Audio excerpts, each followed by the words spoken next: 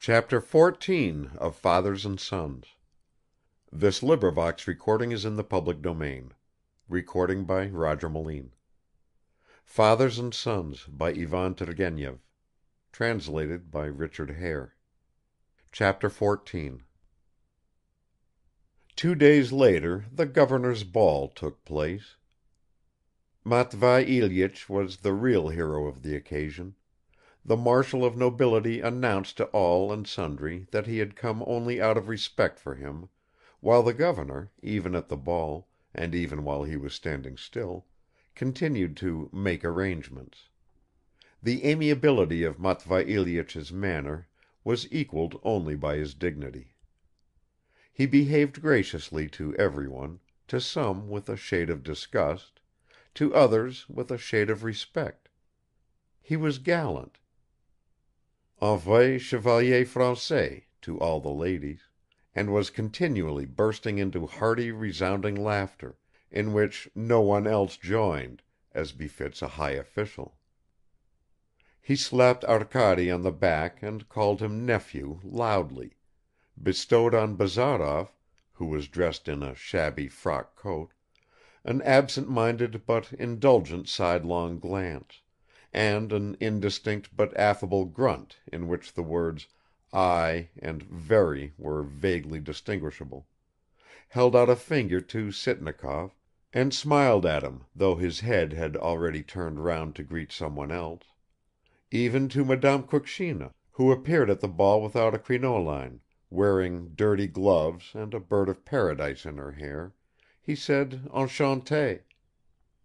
There were crowds of people and plenty of men dancers; most of the civilians stood in rows along the walls, but the officers danced assiduously, especially one who had spent 6 weeks in Paris, where he had mastered several daring exclamations such as "Zut!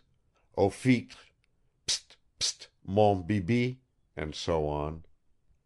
He pronounced them perfectly, with real genuine Parisian chic, and at the same time he said "si j'aurais" instead of "si j'avais," and "absolument" in the sense of absolutely; expressed himself, in fact, in that great Russo French jargon which the French laugh at when they have no reason to assure us that we speak French like angels, comme des anges.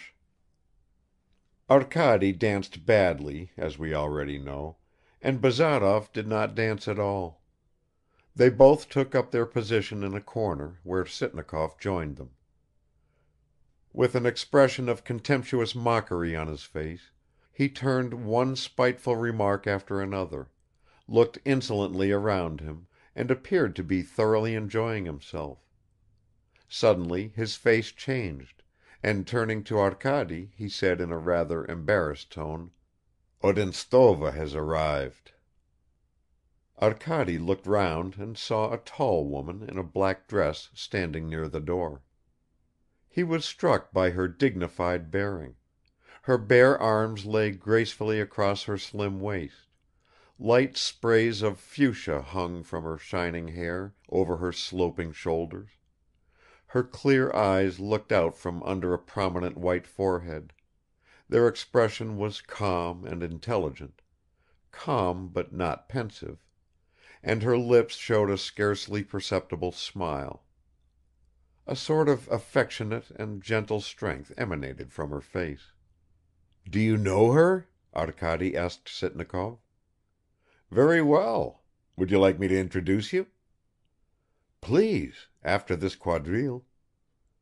Bazarov also noticed Madame Odintsov. "What a striking figure," he said. "She's not like the other females." When the quadrille was over, Sitnikov led Arkady over to Madame Odintsov. But he hardly seemed to know her at all and stumbled over his words, while she looked at him in some surprise. But she looked pleased when she heard Arkady's family name, and she asked him whether he was not the son of Nikolai Petrovich. "Yes." "I have seen your father twice and heard a lot about him," she went on. "I am very glad to meet you."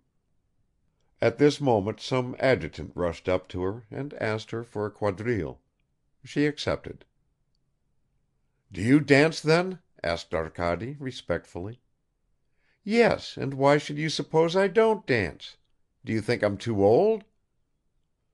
"Please, how could I possibly ..."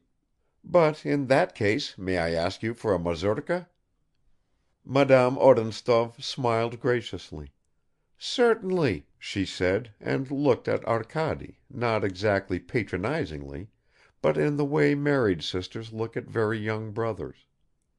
She was in fact not much older than Arkady; she was 29, but in her presence he felt like a schoolboy, so that the difference in their ages seemed to matter much more. Matvei Ilyich came up to her in a majestic manner and started to pay her compliments. Arkady moved aside, but he still watched her; he could not take his eyes off her even during the quadrille.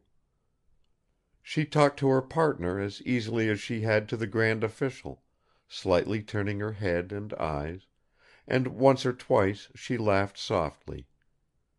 Her nose, like most Russian noses, was rather thick, and her complexion was not translucently clear; nevertheless Arkady decided that he had never before met such a fascinating woman. The sound of her voice clung to his ears, the very folds of her dress seemed to fall differently, more gracefully and amply than on other women, and her movements were wonderfully flowing and at the same time natural. Arkady was overcome by shyness when at the first sounds of the mazurka he took a seat beside his partner; he wanted to talk to her, but he only passed his hand through his hair and could not find a single word to say. But his shyness and agitation soon passed; MadameOdinstov's tranquillity communicated itself to him. Within a quarter of an hour he was telling her freely about his father, his uncle, his life in Petersburg and in the country. Madame Odintsov listened to him with courteous sympathy, slowly opening and closing her fan. The conversation was broken off when her partners claimed her; Sitnikov, among others, asked her to dance twice. She came back, sat down again, took up her fan, and did not even breathe more rapidly, while Arkady started talking again, penetrated through and through by the happiness of being near her, talking to her, looking at her eyes, her lovely forehead and her whole charming dignified and intelligent face.